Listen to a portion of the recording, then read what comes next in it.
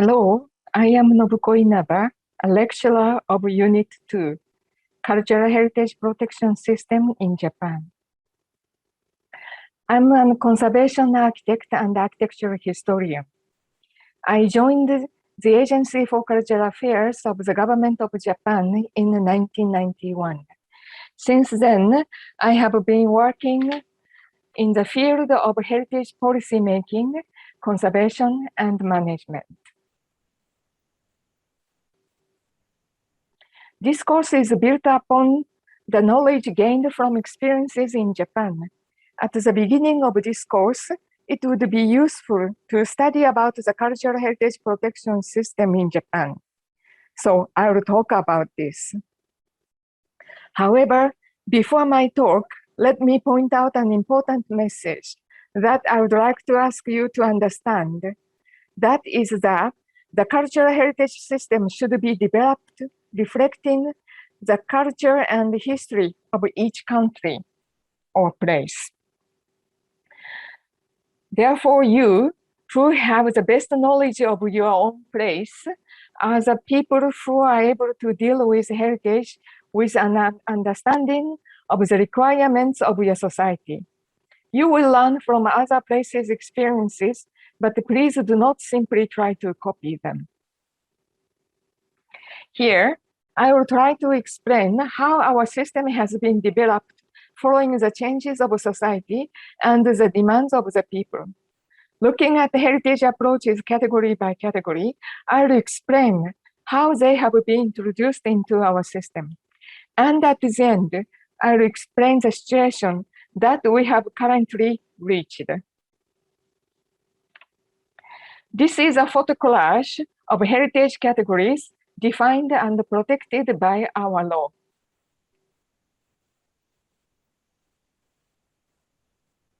One of the interesting points is that our law covers not only the tangible to the intangible and the immovable to the movable, but it also covers natural heritage under the field of cultural heritage.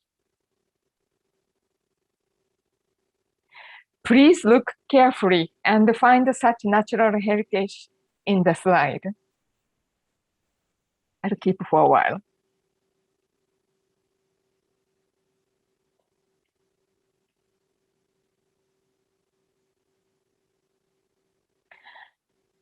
These are the descriptions of the categories and the years when the categories were introduced.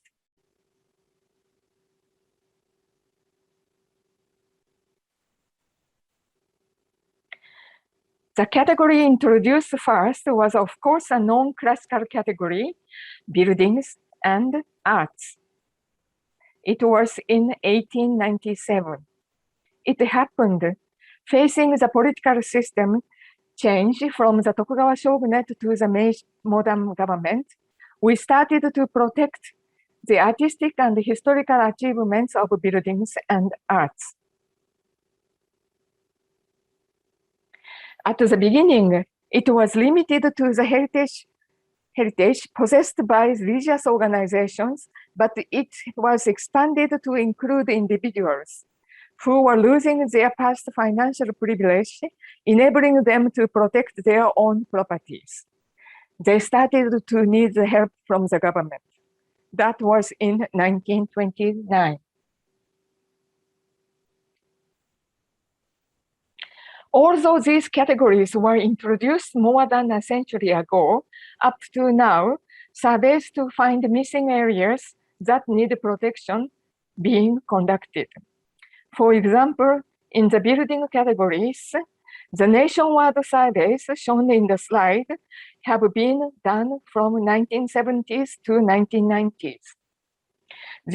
These include houses for ordinary people, such as farmers, fishermen houses, or townhouses, or industrial heritage sites in the Japanese modern period. These are examples of buildings designated and protected by our law. Bottom left, it's one example of the industrial site. It's water reservoir, hydroelectric dam. Right top is a farmer's house.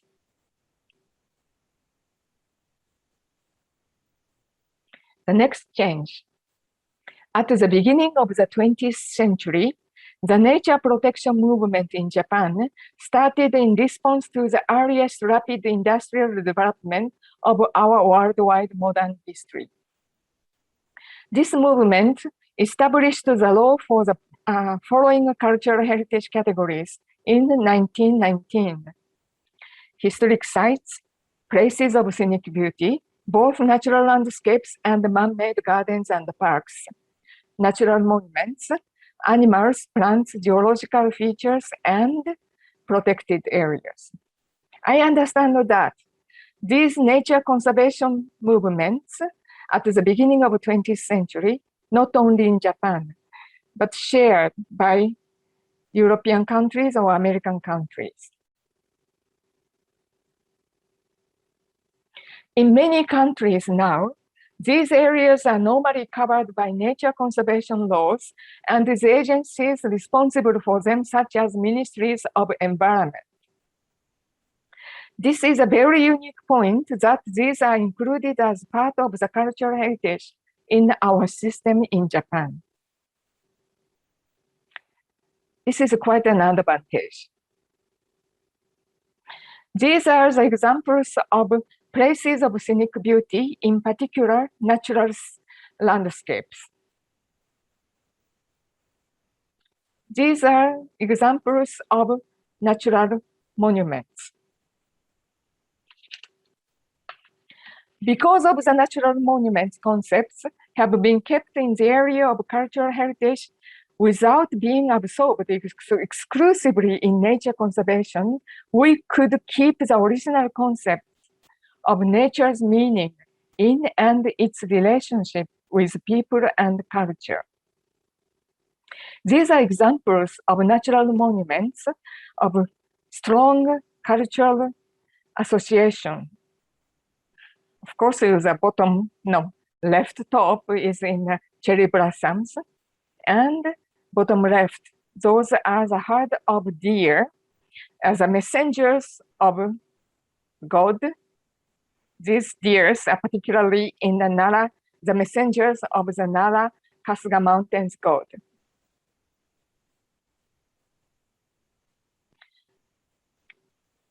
These are also examples of places of scenic beauty that reflect the relationship with people and culture, depicted in landscape views and ukiyo woodblock paintings. These are the famous paintings by Katsushika Hokusai, depicting Fuji.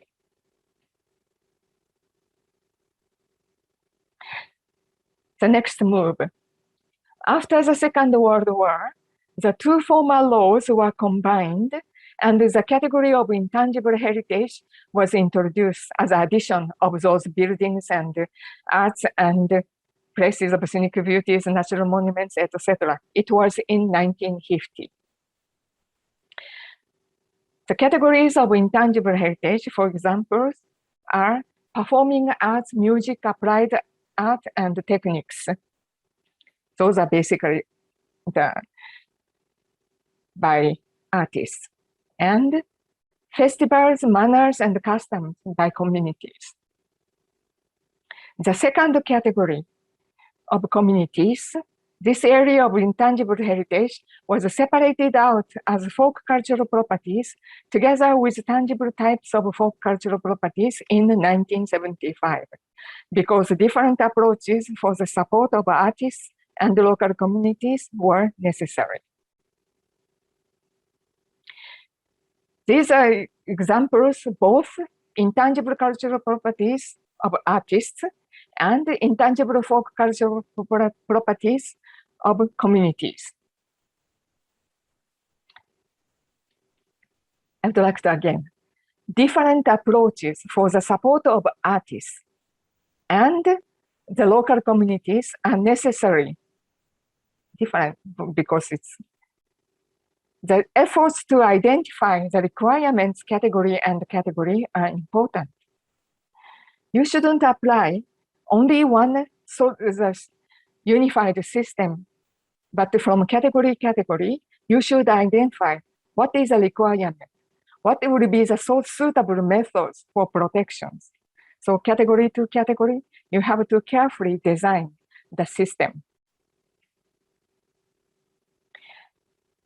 As for intangible heritage, in general, the protection methods for intangible heritage cannot be the same as for tangible heritage.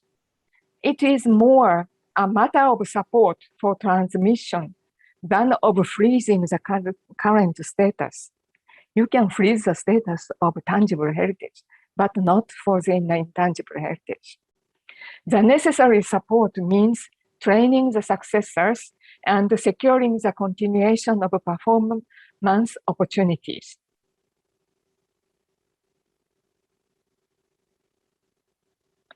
The next change occurred corresponding to the post-war rapid development in the 1960s and 1970s. In 1975, the law was revised, introducing several new systems and heritage categories as the following. Preservation districts for groups of historic buildings, means cities, towns, and villages. Folk cultural properties, tangible and intangible. I talked about this before. And conservation techniques for cultural properties. These are the examples of conservation techniques.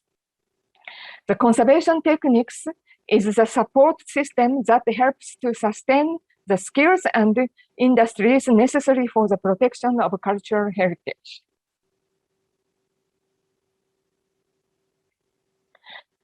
These are examples, preservation districts for groups of historic buildings. The preservation district system was started from the nationwide movements of residents to protect their historical environment, cities, towns, and villages. Municipal ordinances were established in many places at first, and finally a new category was introduced in the law. So preservation district system from the bottom-up citizens movement. The decision-making authority for the preservation district system is given to the municipalities, which are closest to the residents and communities. The national government remains in the role of the recognition of national importance, and it provides technical and financial support. The central government cannot control the people's life from Tokyo, for example, in Japan. So it's important residents groups to think about their own town by themselves. So this is a very important point, and this became a very big change, introduced a very big change to our system. This is aerial view of such category of properties. This is a World Heritage Site, the historic villages of Shirakawa-go and Gokayama. This is Shirakawa-go in winter. So this is in residents' mutual thatching work for the thatched roof.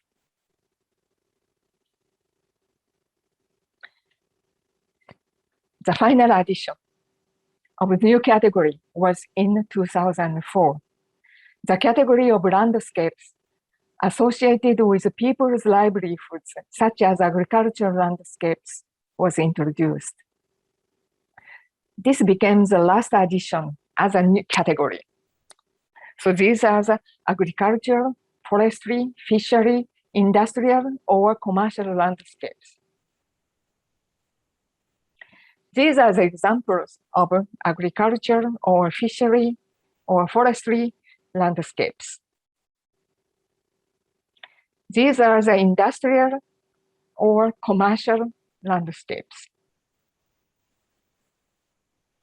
Center top is a market, fish market. So it's again, I have to emphasize that the decision-making authority for this category is also given to the municipalities, the same as in the case of the preservation district system. The central government cannot control the system from distance.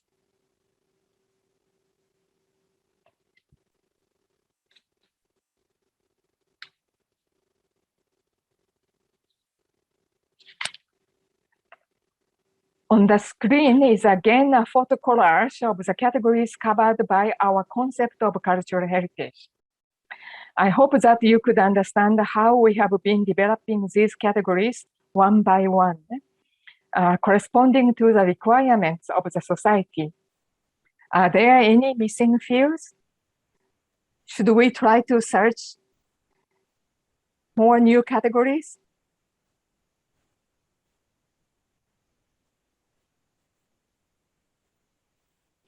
After introducing and expanding the heritage categories, finding missing areas, the current policy direction is a more integrated approach to cultural heritage, linking tangible and intangible manifestations of our culture to the surrounding nature. The role of cultural heritage in local sustainable development. Maybe not enough to find new categories. We are trying to connect different categories and to look at the total picture of the local heritage. What does it mean to the local people's life? The revision of the law in 2018 introduced new provisions for the legal basis for municipal level plans for the recognition. Basically, cultural resource mapping, conservation and utilization of heritage, aiming at their incorporation into the wider local plans. So the decentralization is one of the important directions. The feature of including both tangible and intangible, and both culture and nature in one system acts as an advantage, in particular at the local level, to help the communities to grasp their resources in a more comprehensive manner, linking all sorts of heritage expressions with their own natural environment. Currently, municipalities are preparing such plans on a nationwide scale. It is believed that these efforts contribute to the sustainable development of the communities, eventually addressing the current climate issues by revisiting the knowledge and the experiences accumulated through history while people lived with nature in more sustainable ways. We can learn from the history. These maps are examples of thematic resource mapping studies of heritage areas.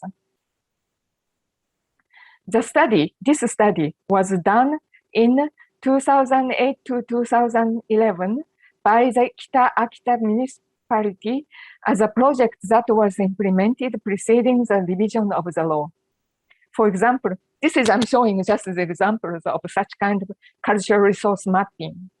From the left, agriculture landscapes in different agricultural landscapes, forestry, second.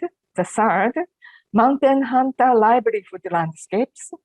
It's in the mountain areas. There is a history and traditions mountain hunters. And to the far right is a prehistory people's living places, basically archaeological sites. So I thought that these examples are good for you to understand what is a cultural resource mapping. This is the last slide. After listening to my talk, please reflect on the system of your place. Please think about it. Your own system. My questions: where are the missing areas in your heritage system? Is continuous reflection on your heritage concepts and conservation methods being achieved in the places are appropriate systems to involve your communities being developed. Please think about these things. Done is in your, how is in your own system.